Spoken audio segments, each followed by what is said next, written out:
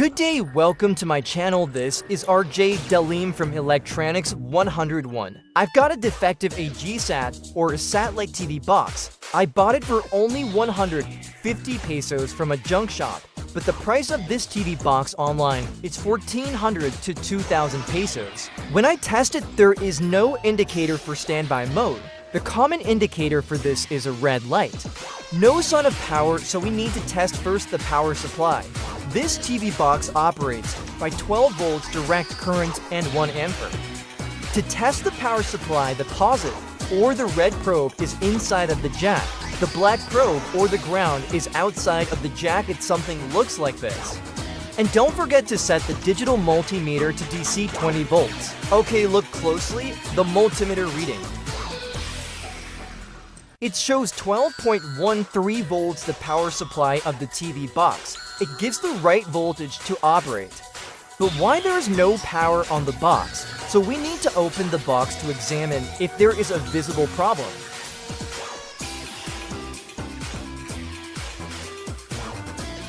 I did not see any physical defects or burn components in the board. So we need to see if there is any voltage that passed from the supply to the TV box board. We need to test the test point if there is a current pass or 5 volts for the standby voltage. To do that, we need to connect the power supply again and power on our TV box. And we are going to test the test point if we can get a 5 volt standby volts.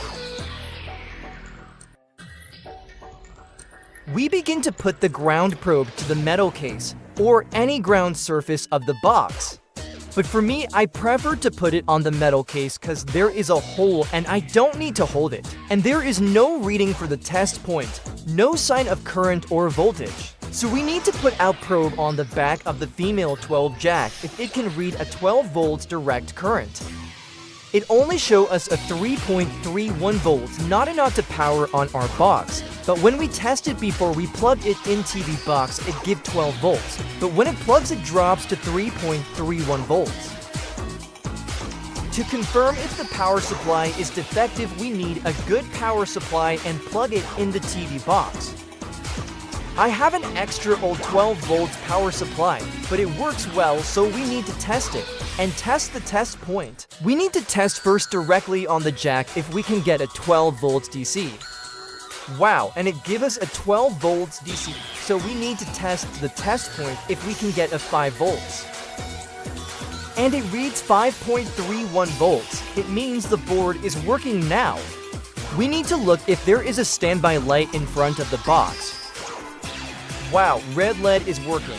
So we conclude that the TV box power supply is the defective one. So we are going to open it to fix it if we can. First thing to do is to look if there are burn components. When I look at no burn component found, and before opening I have a theory that possible cause for the voltage drop is the capacitor for out. And I found out there is one capacitor is bulging in a small hole on the top, because capacitor is used to store energy or use as a voltage stabilizer.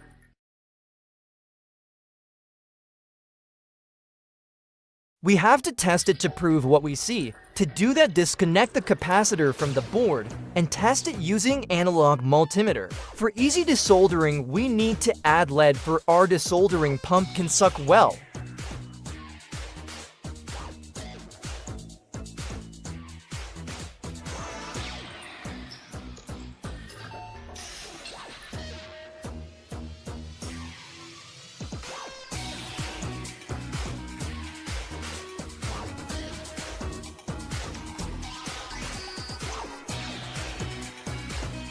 That is the location of the capacitor. The white shade is negative and the other half is positive. And now we need to test it. First thing is to set the multimeter to times 10, then test the 2 pins if the multimeter spikes. It shows spikes. Try to reverse it and look if there is a spike. It spikes also, but I was wondering cause it shows only a small spikes. So I get another capacitor with the same value. Don't matter the size cause only the value is needed for this test. 1000 microfarad and 16 volts. The other capacitor only spikes the value I point We try this new one if we can get the same value. It's the same setting for the analog multimeter set in times 10. Wow, it shows a large spike. We are going to test it in reverse. Don't worry if the multimeter hand will never spike again, because it is discharged soon. Test it in reverse if we can get the same value of spike. I will show you again the value of the defective capacitor.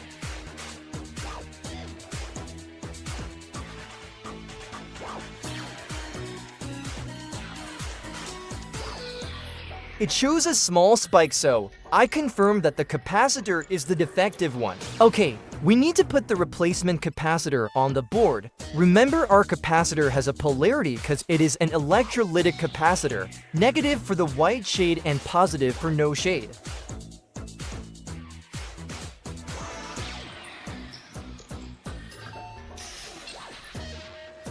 Then I return the cover.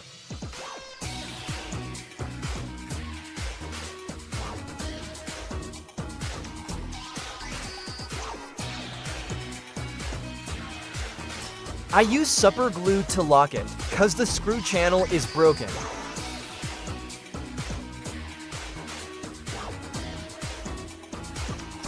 Then we are going to get our digital multimeter to test if we can get a 12 volts DC. Digital tester is much better to test the value cause we can read it easily. Set the multimeter to 20 volts DC. Wow, it gives 12.17 volts, so the power supply is working. But don't celebrate early, we haven't tested yet. If it gives us a 12 volts in the jack and 5 volts in the test point, so we need to test it.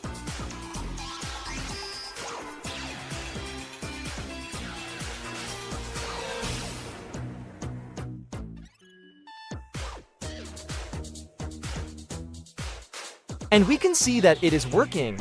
We get 12 volts. Need to test the 5 volts test point and other points.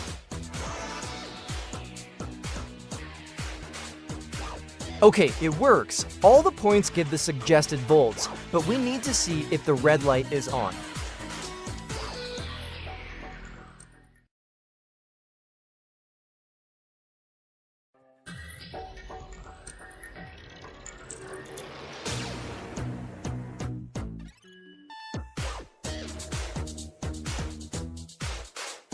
Red light is on, it means the box is fixed and we need to try in our TV. But before that, we need to cover first the TV box.